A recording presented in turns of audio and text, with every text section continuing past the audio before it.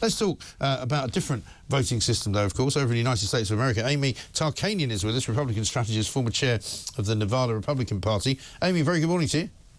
Good morning. So, we've got a lovely new Trump ad, attack ad on Kamala Harris to show you in a minute. But tell us what's going on, because, you know, we've had the DNC, the Democratic National Convention, of course, all of last week. It was a bit of a sort of a rah-rah for Kamala Harris, the greatest woman that ever lived. Isn't it brilliant? Isn't it fantastic? Isn't she marvellous?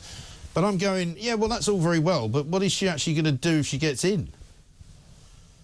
Sure, and those are excellent questions, but I think unfortunately you have former President Trump, who has gone back to his old ways of lashing out verbally with demeaning and derogatory statements, and he's already made it very clear that his handlers and those around him have been asking him to please focus on comparing and contrasting those positions and to refrain from the verbal attacks. And I don't know if he's actually going to be able to do that or not. We did see a glimmer of hope when President Biden was falling to the wayside on his own in the last 3 weeks, when he was still the Democratic possible nominee.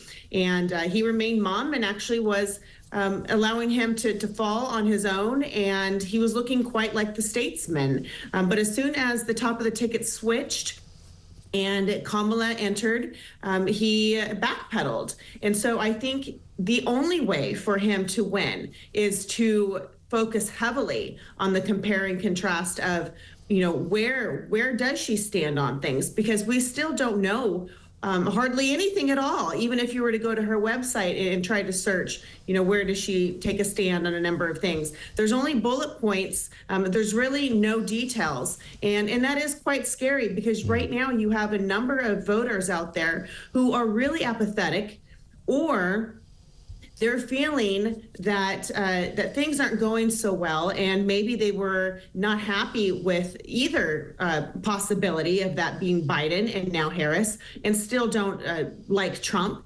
himself, and so they're not quite sure where to go in the end. And they like the good feelings. They like, you know, the words that she's been throwing out there: joy, freedom, hope, and the fact that Donald Trump and J.D. Vance are still coming across as very divisive, a little angry. You know, you're now looking at people who are riding high on emotions rather than the meats and potatoes of, you know, where are these two individuals going to take us as a nation? No, indeed. Let's have a look at what the Trump latest ad is. Joe Biden made Kamala Harris border czar to fix immigration. First, she ignored it. Do you have any plans to visit the border? At some point. Then she just lied. The border is secure. 10 million illegal immigrants. Migrant crime out of control. Fentanyl kills thousands. We have a secure border. Kamala Harris, failed, weak, dangerously liberal. I mean, that's more like it, isn't it? Yeah, there we go. Go ahead. Put that on all day, every day, 24/7, because that's going to be one of her biggest, if not the biggest, weakness. And, you know, now they're saying she wasn't a border czar, that she was actually sent to look into the root causes. And her answer was basically just to throw more money into the economies of El Salvador, right, Guatemala, you know, rather than actually try to tamper down on the amounts of crossings.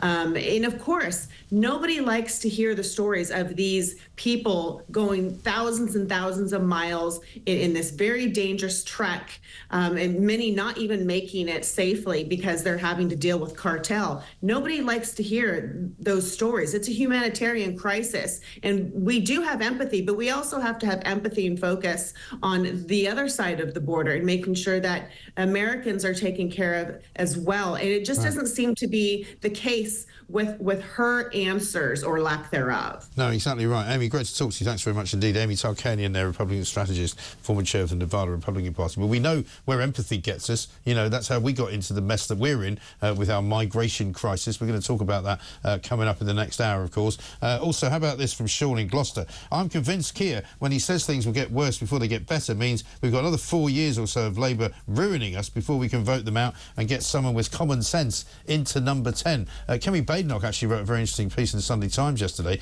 in which she kind of admitted that the Tories got it all wrong and what they need to do to fix the party itself. A lot of you think, of course, it's too late for them, and what we should be doing is concentrating on getting reform into a more powerful position, and that's, of course, what Nigel Farage and Richard Tice and the others want to do.